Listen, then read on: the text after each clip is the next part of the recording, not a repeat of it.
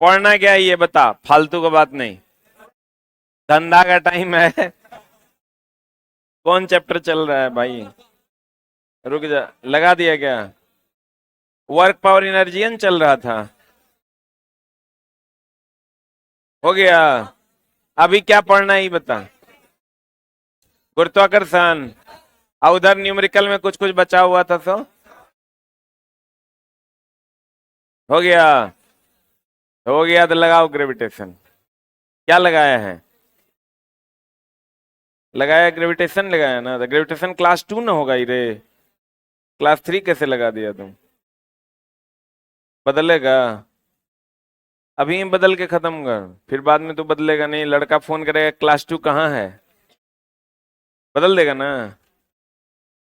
चल भाई, तो आज जा ग्रेविटेशन पे। कुछ एक आध बच्चों का जो डाउट होगा लास्ट में ले लेंगे हम डाउट।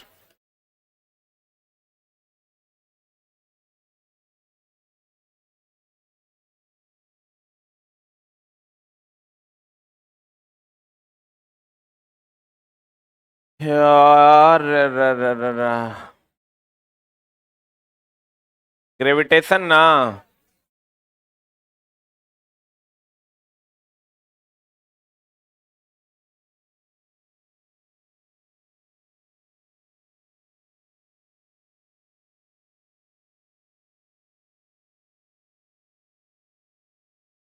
न्यूटन का गुरुत्वाकर्षण नियम हमने पिछले क्लास में पढ़ा था, याद है आप लोगों को?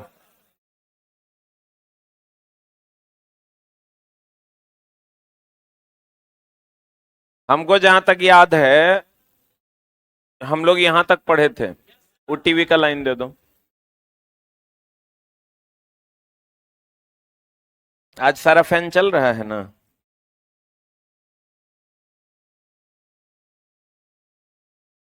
वो अभी भी नहीं चल रहा है। वो पनौती है, वगैरह खोल दो। इधर आ जाओ। कहते हैं चला, दो अलग अलग द्रव्यमान, यहां तक हो गया था ना। हम एक बार शॉर्ट रिवीजन कर देते हैं आपका, क्योंकि आप लोग तो भूलने वाले प्यारे बच्चे हैं, है ना। तो हम शॉर्ट रिवीजन कर देते हैं। हमने कहा था सबसे कमजोर ए चश्मा।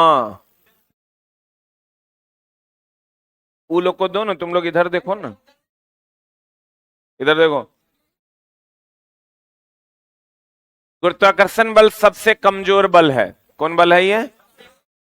इससे कमजोर बल है ही नहीं। पूरे ब्रह्मांड में इससे कमजोर बल नहीं है। ठीक है।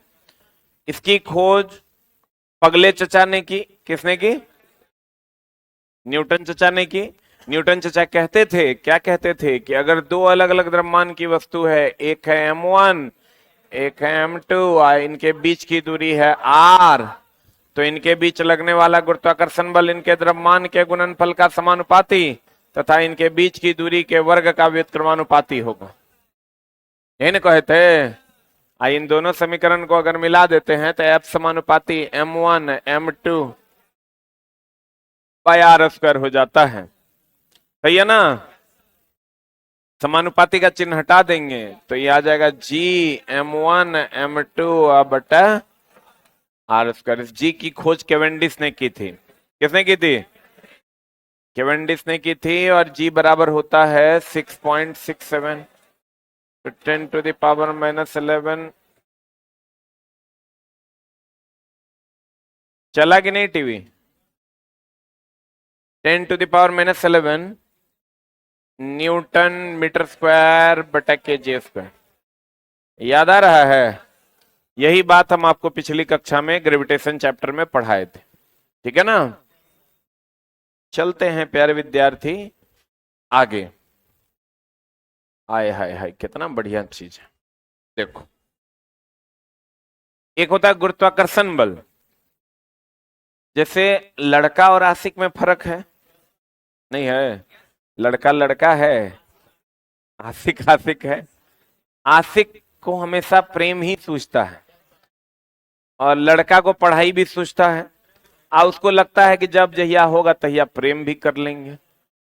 तो वैसे ही गुरुत्वाकर्षण और गुरुत्व में डिफरेंस है। आशिक लड़का है, आशिक, सभी आशिक लड़के हैं।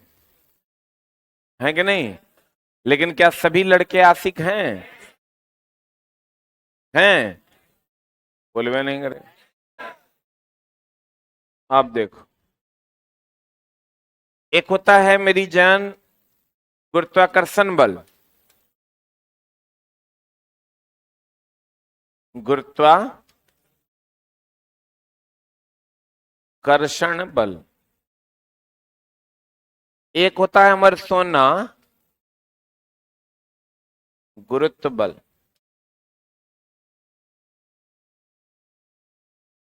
एक गुरुत्वाकर्षण बल और एक क्या होता है, गुरुत्व बल। देखो, अगर दो वस्तुओं के बीच लगने वाला जो बल होता है वो होता है गुरुत्वाकर्षण बल। और अगर दो वस्तु में एक वस्तु पृथ्वी हो, ये वस्तु है और एक वस्तु पृथ्वी हो, तो इसके में जो लगने वाला बल होता है वो होता है गुरुत्व बल। गुरुत्व बल एक प्रकार का गुरुत्वाकर्षण बल है। इचलल लड़का है या आशिक है? अगर तुमको कह दे कि प्रेम कौन करता है, तो आशिक, आशिक ऑप्शन में नहीं रहेगा तो लड़का। बोलो न रे, लड़कियां तो प्रेम करती नहीं है ना? भाई ये बात पे पूरा खुश है। यस यस यस, मेरे वाला बात, ठीक ठीक ठीक, मारेंगे चुट्टा।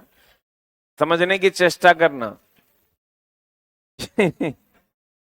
जितने भी आशिक हैं, अगर कहेगा प्रेम कौन करता है, तो आशिक, आशिक नहीं रहेगा तो लड़का।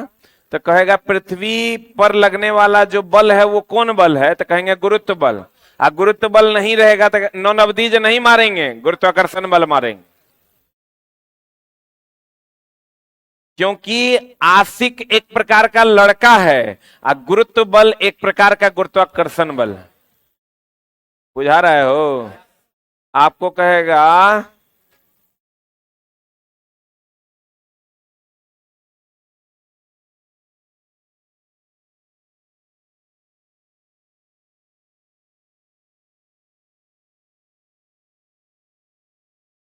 इस सीढ़ी पे कोई चढ़ रहा है, ठीक है, सीढ़ी पृथ्वी पर ही लगा होगा, ऑब्वियस सी बात है। इस पर कोई चढ़ रहा है, तो ये गुरुत्वाकर्षण बल है कि गुरुत्व बल है?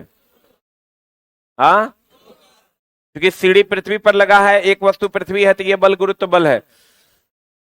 गुरुत्वाकर्षण बल का ही एक प्रकार है गुरुत्व बल। लड़का का ही एक प्रकार है पढ़ाकू, आशिक, मर्डरर। तो लड़का का ही एक प्रकार है आशिक। पता नहीं बुझा रहा है कि नहीं? तो ये कोई लड़का अगर चढ़ रहा है सीढ़ी पर, तो वो गुरुत्व बल के विरोध में ऊपर जा रहा है, क्योंकि गुरुत्व बल उसको नीचे की ओर खींचता है। बुझा रहा है?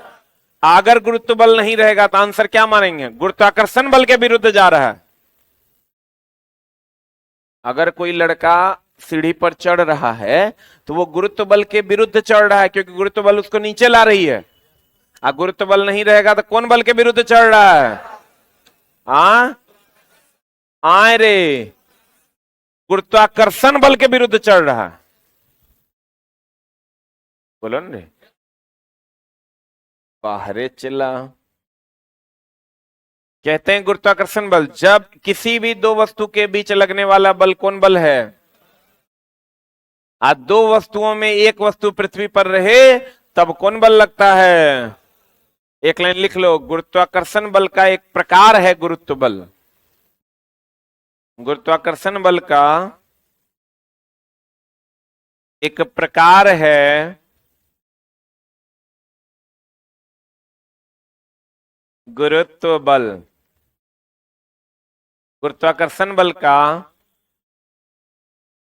एक प्रकार है गुरुत्व बल।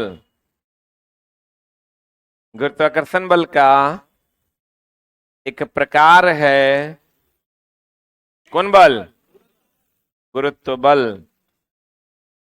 गुरुत्वाकर्षण बल का एक प्रकार है gravitation types of gravitational force is gravity force. English हमरा आता है चला। एकरा कहते हैं ग्रेविटेशनल फोर्स, एकरा कहते हैं ग्रेविटी फोर्स, ठीक ना। अब देखो चला, एक होता है छोटकी और एक होता है बड़की जी। कौन जी?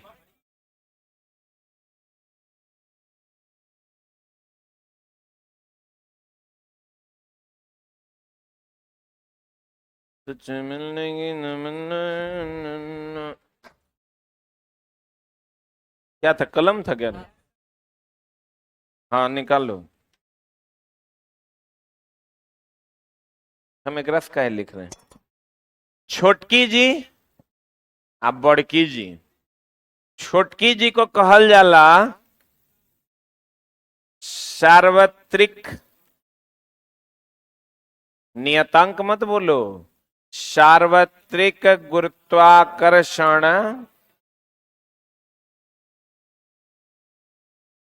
सार्वत्रिक गुरुत्वाकर्षण नियतांक।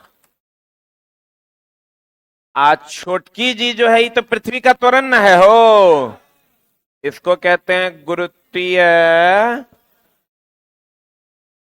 त्वरण, ठीक है ना। इस जी की खोज कैवेंडिश ने किया था, जिसका वैल्यू होता है 6.67 इंटू 10⁻⁻11 न्यूटन मीटर स्क्वायर अब बटा केजी स्क्वायर। सही है। आई छोटकी जी का जो वैल्यू होता है वो होता है 9.8 मीटर पर सेकेंड स्क्वायर पृथ्वी के सतह पर,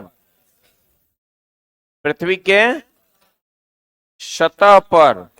अब अन्य जगहों पर अलग अलग होता है, तथा अलग अलग जगहों पर अलग अलग होता है, अलग अलग जगह पर अलग अलग होता है। ध्यान देना, जी को कहते हैं सार्वत्रिक गुरुत्वाकर्षण नियतांक, और छोटी जी को क्या कहते हैं? क्या कहते हैं? गुरुत्वीय त्वरण। इस जी का वैल्यू फिक्स है 6.67 न्यूटन मीटर स्क्वायर बटा केजी स्क्वायर। लेकिन ये बड़ी जी का, छोटी जी का जो वैल्यू है ये पृथ्वी के सतह पर 9.8 होता है, अब बाकी अलग अलग जगह पर अलग अलग होता है। कौन जी का? कौन जी का? कौन जी का? छोटकी जी का वैल्यू अलग अलग जगह पर अलग अलग होता है, जबकि बड़की जी का वैल्यू हर जगह समान होता है, मतलब कांस्टेंट होता है, मतलब नहीं बदलता है। देखो ई जो है चला, ई नियतांक है, नियतांक है तो ये इसमें कोई दिशा नहीं होती, ये अदिश राशि है, और ये एक प्रकार का त्वरण है, त्वरण है तो ये क्या है? क्या है ये? सदिश राशि। ये एक प्रकार का नियतांक है, नियतांक है तो क्या है? अदिश। ये एक प्रकार का त्वरण है, त्वरण है तो क्या है? सदिश। सार्वत्रिक गुरुत्वाकर्षण नियतांक, गुरुत्वीय त्वरण, इसका मान पूरे ब्रह्मांड में नहीं बदलता। बदलता है क्या? इसकी वैल्यू होती है 6.67 न्यूटन मीटर स्क्वायर पर केजी स्क्वायर होती है। इसका मान अलग अलग जगह पर अलग अलग होता है, पृथ्वी के सतह पर कितना होता है? चला, ये नियतांक है तो ये अदिश राशि है, और ये क्या है? गुरुत्वाकर्षण बल सबसे कमजोर बल है, बोलो चला। दो द्रव्यमान युक्त वस्तु के बीच गुरुत्वाकर्षण बल का लगना अनिवार्य है, और नाम है गुरुत्व का आकर्षण, मतलब केवल आकर्षण की विकर्षण हो, केवल आकर्षण। गुरुत्वाकर्षण बल केवल क्या का बल है? आकर्षण का बल है। अब देखो छोटी जी और बड़ी जी में संबंध। छोटकी जी अब बड़की जी में संबंध, फॉर्मूला होता है जी बराबर जी एम बटा आर स्क्वायर, ठीक है ना। छोटी जी और बड़ी जी में संबंध है जी बराबर जीएम बटा आर स्क्वायर। यहां ये पृथ्वी है यानी ग्रह है, पृथ्वी कह दीजिए या ब्रैकेट में क्या कह दीजिए, ग्रह कर दीजिए, जिसका द्रव्यमान m है और जिसकी त्रिज्या r है। और ये अगर कोई वस्तु कोई फेंक रहा है तो इसका द्रव्यमान छोटी m है। अब हमको ये बताइए, गुरुत्वीय त्वरण जी बोले तो गुरुत्वीय त्वरण, और बड़ी जी बोले तो सार्वत्रिक गुरुत्वाकर्षण नियतांक, छोटी जी बोले तो, आप बड़ी जी बोले तो सार्वत्रिक गुरुत्वाकर्षण नियतांक, बड़ी जी बोले तो, आज छोटी जी बोले तो गुरुत्वीय त्वरण ना, गुरुत्वीय, बहुत बढ़िया बात। एम क्या है, द्रव्यमान है, आर क्या है, त्रिज्या। ठीक है, अब चला मामला क्या है कि जी बराबर जीएम बटा आर स्क्वायर होता है, बहुत बढ़िया बात, उम्दा बात।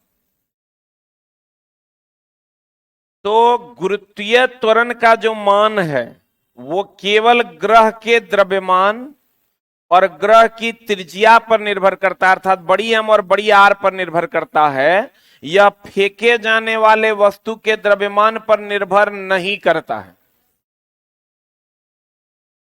नहीं समझे? गुरुत्वीय त्वरण का मान ग्रह के द्रव्यमान और ग्रह की त्रिज्या पर निर्भर करता है,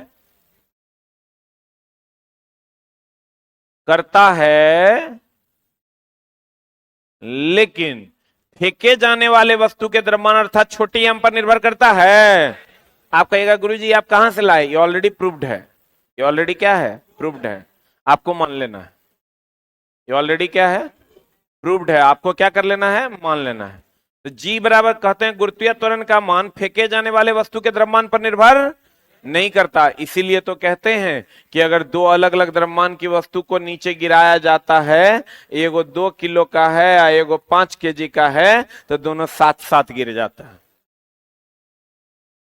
दोनों साथ साथ। लेकिन कोई से निर्वात में क्या होता है, हवा में क्या होता है, उस पर चर्चा करेंगे, पहले यहां देख लीजिए। कहते हैं अगर पृथ्वी का द्रव्यमान या किसी ग्रह का द्रव्यमान क्या रहे और उसकी त्रिज्या क्या हो, तो गुरुत्वीय त्वरण का जो मान होता है वो जी बराबर जीएम बटा आर स्क्वायर होता है। कुछ महत्वपूर्ण तथ्य हैं, अगर दो अलग अलग द्रव्यमान की वस्तु को गिराया जाता है तो दोनों एक साथ गिरे। अब मामला देखो क्या है, जैसे चला समझने की क्या करना, चेष्टा करना।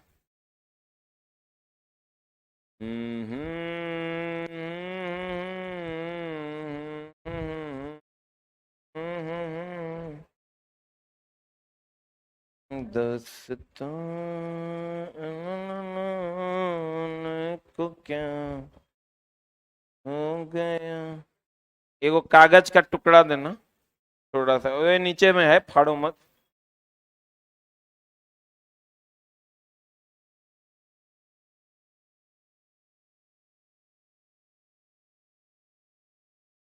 मान लीजिए चला जी, फैन बंद करना, अगर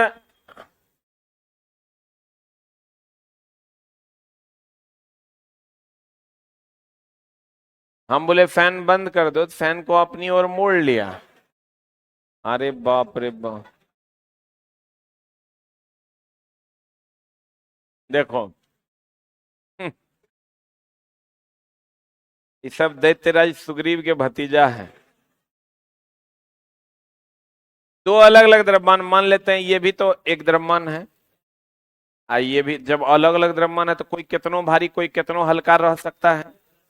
इसको हम लोग गिरा देते हैं एक ही ऊंचाई से, गिरा दें, कौन पहले गिरेगा, भारी वाला,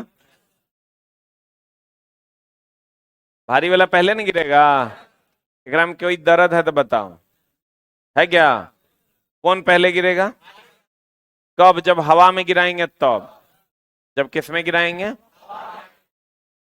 अगर हवा में गिराते हैं तो भारी वाला पहले गिरेगा, भारी वाला, ये तो चला कॉमन सेंस का बात है, 55 पे चढ़ जाओ, आए वो इतनी इतनी छोटका सा पेपर के कटिंग ले लो, आए वो 5 किलो गिरा दो, कौन पहले गिरेगा? 5 किलो पहले गिरेगा। तो दो अलग अलग द्रव्यमान की वस्तु को अगर हवा में गिराया जाए तो भारी वाला पहले गिरेगा और हल्का वाला बाद में। लेकिन अगर निर्वात में गिराया जाए तो निर्वात में दोनों साथ गिरेगा। निर्वात में दोनों क्या होगा? साथ गिरेगा। कहां? अगर क्वेश्चन कुछ न कहे कि हवा है कि निर्वात है, कुछ न कहे कि हवा है कि निर्वात है, तो थोड़ा निर्वाते मान लेना है। जैसे क्वेश्चन कहे दो अलग अलग द्रव्यमान की वस्तु को एक साथ गिराया जाए, तो तुम निर्वाते मान के चलो। ना हवा कहे ना निर्वात कहे, तो क्या मान के चलना है? निर्वात। हवा के निर्वात? निर्वात मानना है। निर्वात मतलब जहां हवा भी ना हो, तब वो दोनों साथ गिरेगा। निर्वात में कह देगा तो ये दोनों साथ गिरेगा। अगर हवा में कह दे, क्वेश्चन हवा को ले आए, तो भारी वाला पहले गिरा देना और हल्का वाला बाद। बुझा रहा है? कुछ ना कहे तो क्या मानना है? निर्वात ना। बाहर चला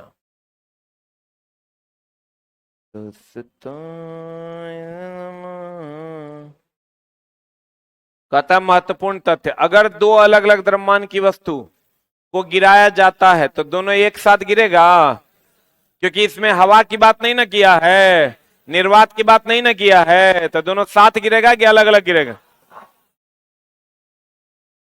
निर्वात में अलग अलग द्रव्यमान की वस्तु को गिराने पर दोनों एक साथ गिरेगा। निर्वात में अगर अलग अलग द्रव्यमान की वस्तु को गिराएंगे, दोनों साथ गिरेगा कि अलग अलग गिरेगा? देखो यहां वैक्यूम है, दोनों देखो साथ गिरेगा। हवा में देखो ये पहले गिर गया और गिर ये रहा है, बोलो ने। आप वैक्यूम में गिराओगे तो दोनों साथ साथ गिरेगा। हवा में अलग अलग द्रव्यमान की वस्तु को गिराने पर कौन पहले गिरेगा? भारी। सही है। हवा में कौन गिरेगा? भारी वाला पहले गिरेगा। नॉर्मली हम लोग करके भी देख सकते हैं, लेकिन अगर निर्वात में कहेगा तो दोनों क्या होगा? साथ में। निर्वात में कहेगा तो दोनों साथ में। अब देखो, अगर कोई ट्रेन में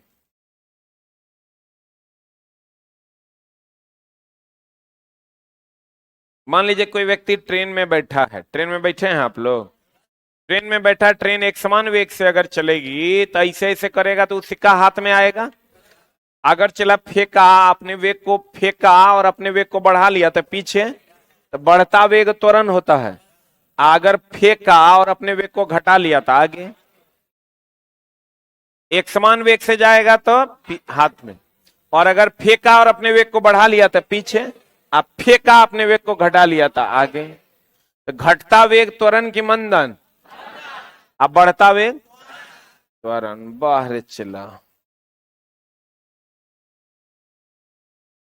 अगर कोई सिक्का, कहता अगर कोई ट्रेन में एक समान वेग से गतिशील है और उसमें बैठा व्यक्ति किसी सिक्के को उछालता है तो वह सिक्का उसके हाथ में गिरेगा, अगर एक समान वेग है तो। अगर ट्रेन त्वरण के साथ बढ़ेगी तो सिक्का कहां जाएगा? पीछे जाएगा। नीचे से ऊपर फेंकने पर उच्चतम बिंदु पर वेग का मान कितना होता है? चला, इन नीचे से ऊपर किसी पिंड को आप फेंक दीजिएगा तो उच्चतम बिंदु पर वेग का मान कितना?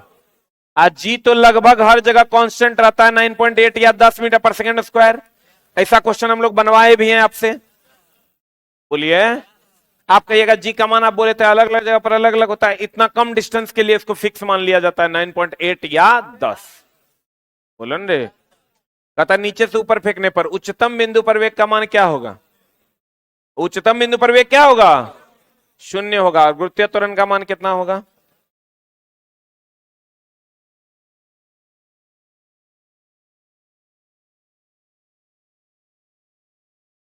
अरे नेक्स्ट हो जाए भाई।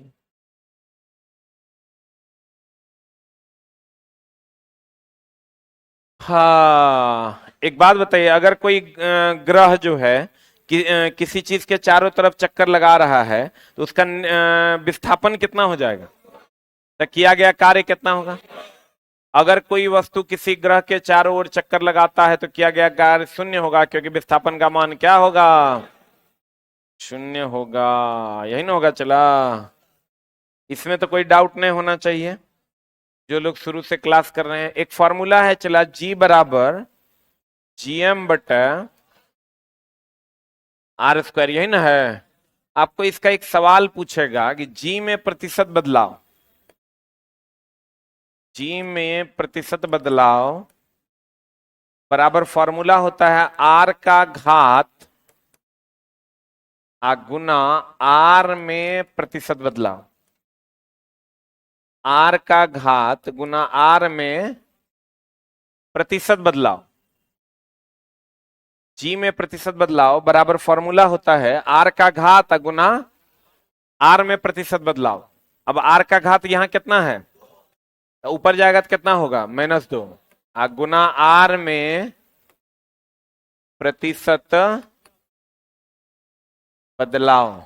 अब अगर चला पूरा वैल्यू प्लस आता है तो वृद्धि, माइनस आएगा तो कमी। अब चला ये पूरा फॉर्मूला जो है ये 5% से कम के लिए लागू होता है। इस शॉर्टकट जुगाड़ है इसका सवाल बनाने के लिए, फिर से समझो, इसका सवाल भी हम बना के दिखा देते हैं। G में प्रतिशत बदलाव बराबर होता है R का घात, R का घात कितना है, 2 नहीं, ऊपर जाएगा तो कितना हो जाएगा, -2। R का घात गुना R में प्रतिशत बदलाव, ये क्वेश्चन में दिया हुआ रहता है। अगर वृद्धि दे दिया तो प्लस कर देंगे और कमी दे दिया तो माइनस कर देंगे। 5% से कम के लिए कि ज्यादा के लिए।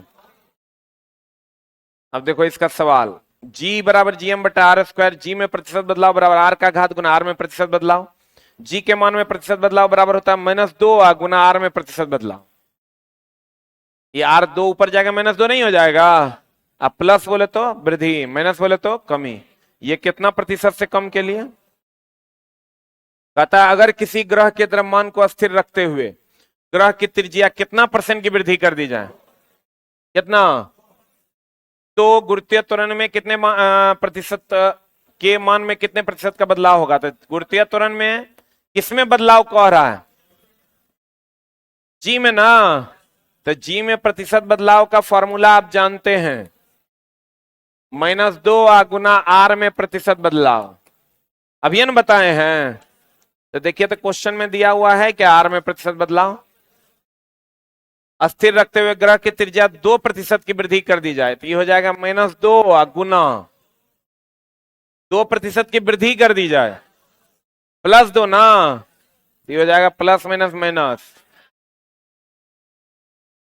यहां +2 इसलिए किए हैं क्योंकि 2% की वृद्धि कह दिया है, बोलो रे।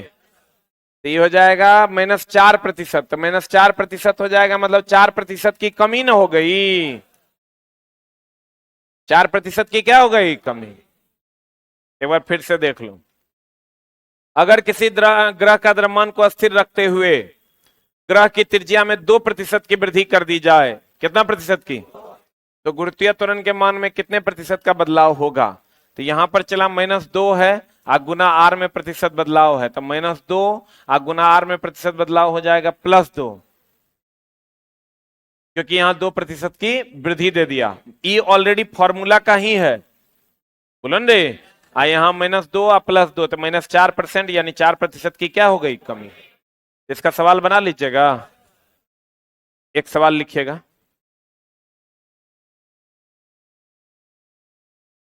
बहुत आसान सवाल आता है इसका,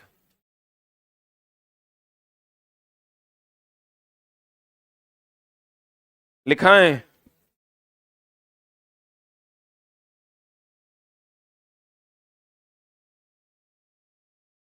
आइए 5% से कम के लिए अप्लाई होगा। आप कहिएगा ज्यादा, तो ज्यादा देवे नहीं करेगा, देगा तो 1.5 पन्ना में बनेगा।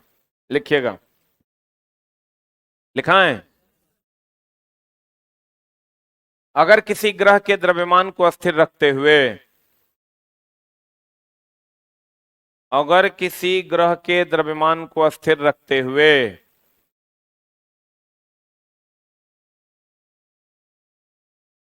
अगर किसी ग्रह के द्रव्यमान को अस्थिर रखते हुए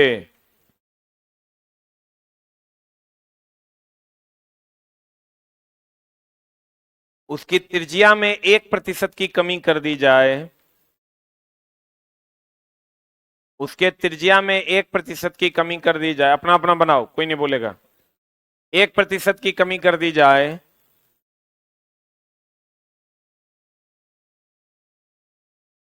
तो गुरुत्वीय त्वरण के मान में कितना प्रतिशत का बदलाव होगा?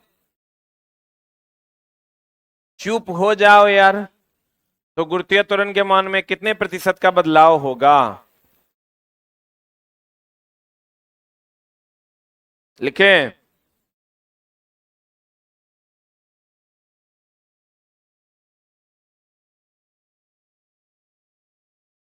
कितने प्रतिशत का क्या होगा?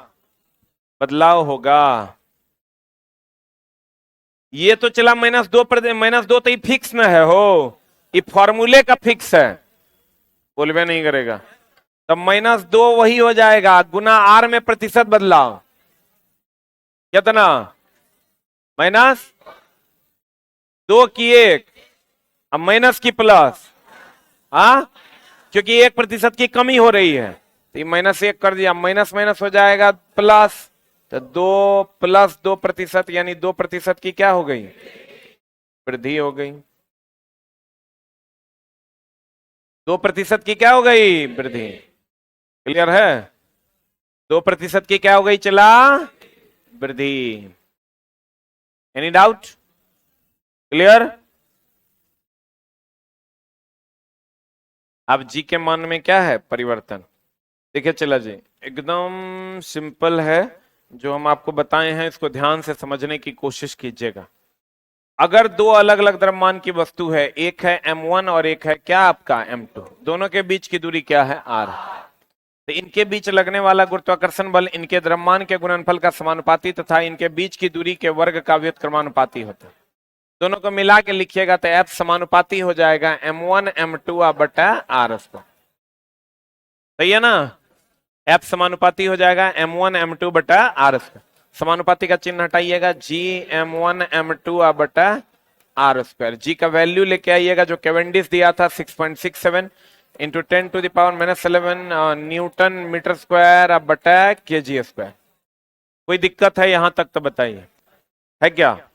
उसके बाद हम लोगों ने आज पढ़ा है कि जी, छोटी जी और बड़ी जी में अंतर, यही ना पढ़े हैं हो हम लोग? आज पढ़े हैं छोटी जी और बड़ी जी में अंतर, ये हो गया बड़ी जी और ये हो गया छोटी जी। छोटी जी और बड़ी जी में जो अंतर है ये नियतांक है, ये कभी नहीं बदलता है और ये हमेशा क्या होता है? बदलते रहता है। सही है ना? ये चूंकि एक नियतांक है, ये अदिश राशि है, और ये त्वरण है तो ये क्या है? सदिश राशि।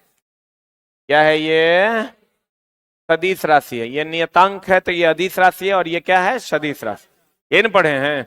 इसका वैल्यू फिक्स है, इसका वैल्यू कहीं नहीं बदलता, इसका वैल्यू अलग अलग जगह पर अलग अलग होता है। उसके बाद हम लोगों ने गुरुत्वाकर्षण बल और गुरुत्व बल पढ़ा। अगर दो वस्तु, दोनों में से एक, दोनों वस्तु हो तो इनके बीच लगने वाला बल गुरुत्वाकर्षण बल है, और दो वस्तु में से एक वस्तु पृथ्वी हो, इनके बीच लगने वाला बल गुरुत्व बल है। कौन बल है? कौन बल है? गुरुत्व बल है। गुरुत्व बल एक प्रकार का गुरुत्वाकर्षण बल है, आशिक एक प्रकार का लड़के है। सही है? उसके बाद हम लोगों ने पढ़ा G बराबर GM बटा आर स्क्वायर। G बराबर GM बटा आर स्क्वायर ये कहता है कि गुरुत्वीय त्वरण का जो मान है, पृथ्वी के त्वरण का जो मान है, ग्रह के त्वरण का जो मान है, वो ग्रह के द्रव्यमान और ग्रह की त्रिज्या पर निर्भर करता है, फेंके जाने वाले वस्तु के द्रव्यमान और त्रिज्या पर निर्भर नहीं करता। अगर हवा में गिराएंगे तो भारी वाला पहले गिरेगा, हल्का वाला बाद में। अगर निर्वात में गिराएंगे दोनों साथ गिरेंगे। कुछ ना कहे तो दोनों साथ गिरेंगे, कुछ ना कहे तो दोनों, कुछ ना कहे तो दोनों। जी में प्रतिशत बदलाव का फॉर्मूला है, जी में प्रतिशत बदलाव का फॉर्मूला है -2 गुना आर में प्रतिशत बदलाव। अगर प्लस आया तो वृद्धि, अब माइनस आया तो कमी। यह 5% से कम के लिए कि ज्यादा के लिए? क्लियर है? पक्का? बाहर चला। अब किन्हीं का न्यूमेरिकल बचा हुआ है जिनका वर्क पावर एनर्जी का, बताइए, एक दो बता देते हैं। वर्क पावर एनर्जी बताओ, टाइप बताओ, क्वेश्चन बताओ। टाइप 1 किसी का है? Anybody is having type 1 questions? Please ask it to me. है किसी का टाइप 1?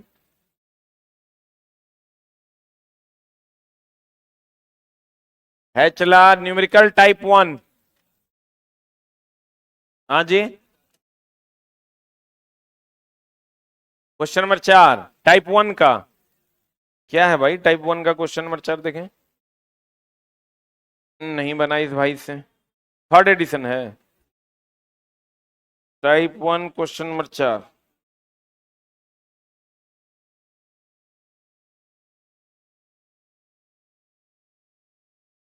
भाई तू क्लास छोड़ा है क्या? टाइप 1 ना,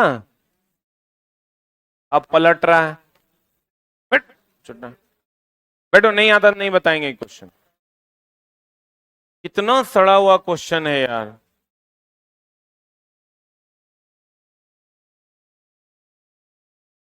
इस क्वेश्चन में क्या है देखिए तो, पढ़िए आप लोग भी।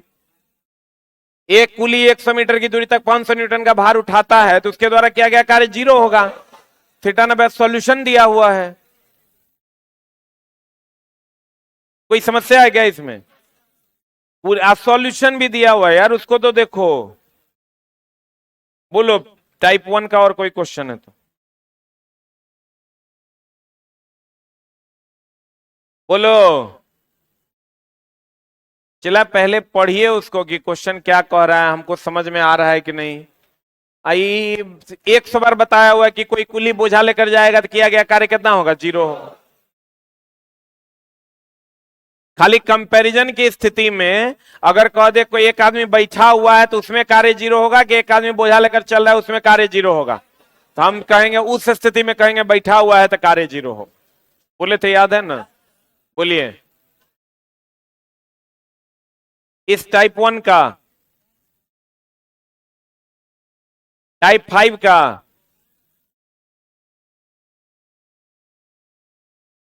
टाइप 5 का 4 नंबर है। छोटा बेटो सुनाई देता नहीं, न्यूटन लॉ में घुस गया तुम। बट टाइप इसमें बताओ, टाइप 1 में किसी का है? टाइप 2, टाइप 2 वाले हाथ खड़ा करो, बोलो 9 नंबर। आज पहले टाइप 2 का 4 नंबर। टाइप 2 का 4 नंबर बहुत लोगों का है। यही है क्या?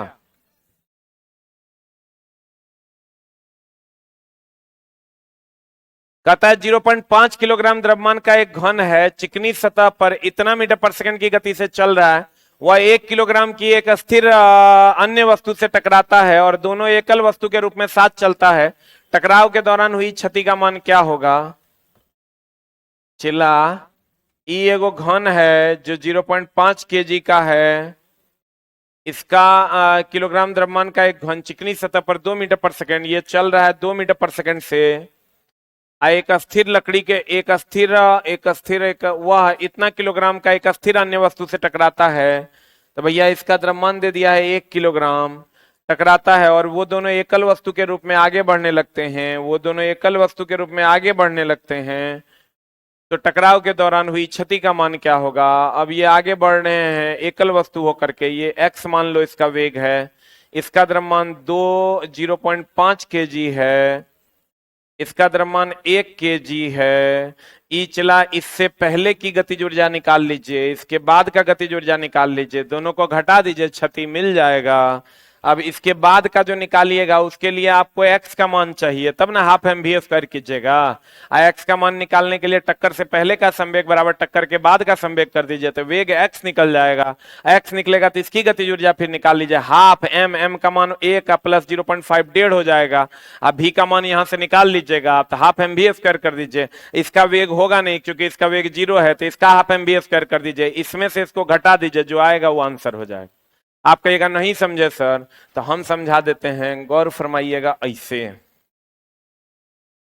कि ये आपका दिया हुआ है 0.5 kg का, ई दिया हुआ है 2 मीटर पर सेकंड से जा रहा है, ये किसी से टकराता है, इसका वेग 0 है, इसका द्रव्यमान 1 किलोग्राम है, दोनों टकराने के बाद दोनों साथ में चल देता है, ये 0.5 kg है, ई चला जी 1 kg है, और इसका वेग दोनों का मान लेते हैं x है, तो वेग निकाल लीजिए। इसकी गतिज ऊर्जा में से ई टक्कर से पहले का गति ऊर्जा है, ई टक्कर के बाद का ऊर्जा है, तो क्षति ये ऊर्जा माइनस ये ऊर्जा कर दीजिएगा, आंसर आ जाएगा।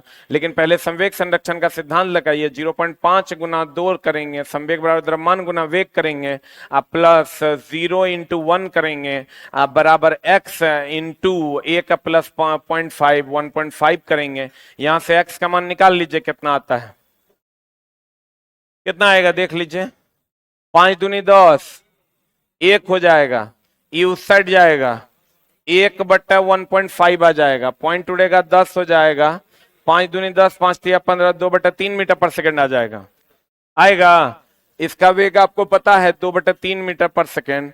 अब कह रहा है क्षति कितना हुआ, ये जो दोनों टकराया तो ऊर्जा की क्षति कितनी हुई, तो क्षति अगर आपको निकालना है तो इसके पहले की गतिज ऊर्जा निकाल लीजिए, आप बाद की गतिज ऊर्जा निकाल लीजिए।